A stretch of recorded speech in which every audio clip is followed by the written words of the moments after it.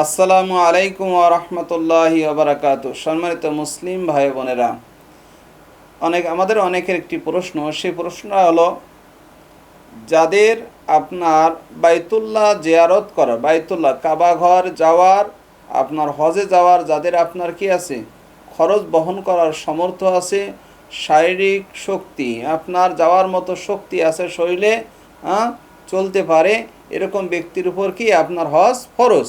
তাহলে এখন হজ ফরজ আছে এরকম অনেক ব্যক্তি আছে যাদের অর্থ আছে, টাকা আছে, অথবা আপনার হজ ফরজ ছিল, ওই সময় শক্তি ছিল, কিন্তু এখন কি হয়ে গেছে, বৃদ্ধ হয়ে গেছে।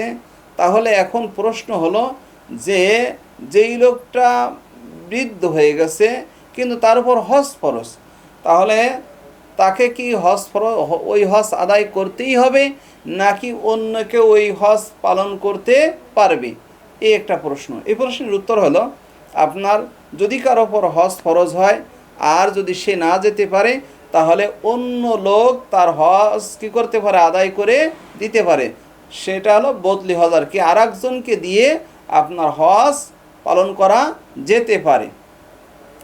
এ ব্যাপারে হাদিস রয়েছে, বুখারী ও মুসলিম শরীফের হাদিস, ইন্না ইমরাতা মিন খাসআম ফাকালাত ইয়া রাসূলুল্লাহ সাল্লাল্লাহু আলাইহি সাল্লাম, যে খাসআম গোত্রের এক মহিলা এসে রসুল সাল্লাল্লাহু আলাইহি সাল্লামকে বললেন, হে আল্লাহ রসুল সাল্লাল্লাহু আলাইহি ওয়াসাল্লাম, ইন্না ফারিদাতাল্লাহি আলা আবদিহি আলা ইবাদিহি, আল্লাহ তাআলা তার বান্দাদের উপর যে হজ ফরজ করেছেন, আল্লাহ তাআলা তার বান্দাদের উপর যে হজ ফরজ করেছেন, আদ্রাকাত আবি শাইখান কাবীরান, আমার বৃদ্ধ পিতার উপরও ওই হজ ফরজ হয়েছে।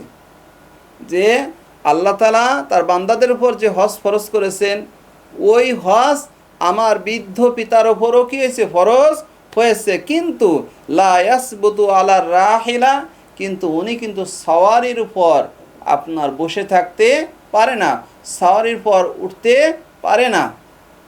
অনেকে আছে না, আপনার হাঁটতে চলতে পারে না, এখন শক্তি নাই, শারীরিক শক্তি নাই, আপনার চলাফেরা ভালোভাবে করতে পারে না, কিন্তু লোকটার মতো কিন্তু হজ ফরজ।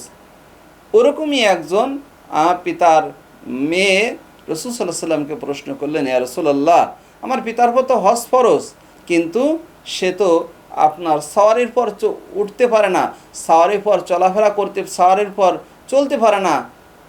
হে রাসূলুল্লাহ সাল্লাল্লাহু আলাইহি সাল্লাম, আফা আহুজ্জু আনহু, আমি কি তার পক্ষ থেকে হজ আদায় করতে পারি?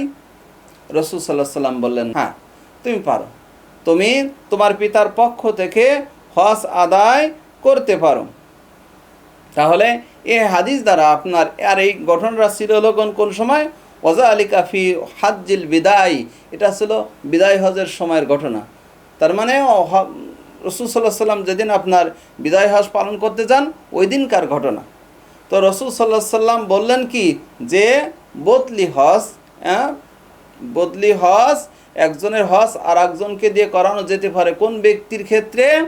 যেই ব্যক্তি নিজে চলাচল করতে পারে না, অথবা আর একজন ব্যক্তি যে যার উপর হজ ফরজ ছিল, সে আপনার হজ পালন না করে মারা যদি যায়, তাহলে তার পক্ষ থেকেও বদলি হজ করা যেতে পারে। তাহলে আমাদের যাদের উপর হজ ফরজ হয়েছে, কিন্তু আমরা যারা আপনার কি করতে পারি না, চলাফেরা করতে পারি না ভালো করে, হজের রোকনগুলো আরকানগুলো ভালো করে আদায় করতে পারবো না, ওখানে গেলে পারবো না, আমাদের শরীরে কুলাইবে না, তাহলে তাদের জন্য রাসূল সাল্লাল্লাহু আলাইহি সাল্লাম, তাদের জন্য আল্লাহ তাআলা বদলি হজের ব্যবস্থা রেখেছে। তাহলে সেজন্য একজন বিজ্ঞ লোক দিয়ে, যে হজ সম্পর্কে ভালো তাকওয়াবান ব্যক্তি, মুখলেস ব্যক্তির দ্বারা কী করবে, হজ আদায় করে নিবে। যদি নিজেদের ছেলে মেয়ে থাকে তাদের দিয়ে করাইতে পারে, অন্যথায় একজন ভালো ব্যক্তি দিয়ে, মুখলেস ব্যক্তি দিয়ে আপনার বদলি হজটা করায় নিবে। আল্লাহ তাআলা আমাদের সকলকে, আমাদের উপর যাদের হজ ফরজ হয়েছে কিন্তু যারা হজ করতে পারতেছে না, শারীরিক শক্তি নাই, শারীরিক ক্ষমতা নাই, তাহলে তাদের জন্য কি করতে পারবে, তারা বদলি হজ আদায় করে নিতে পারবে। আল্লাহ তাআলা আমাদের তৌফিক দান করুন, আমিন। আসসালামু আলাইকুম ওয়া রাহমাতুল্লাহি ওয়া বারাকাতুহু।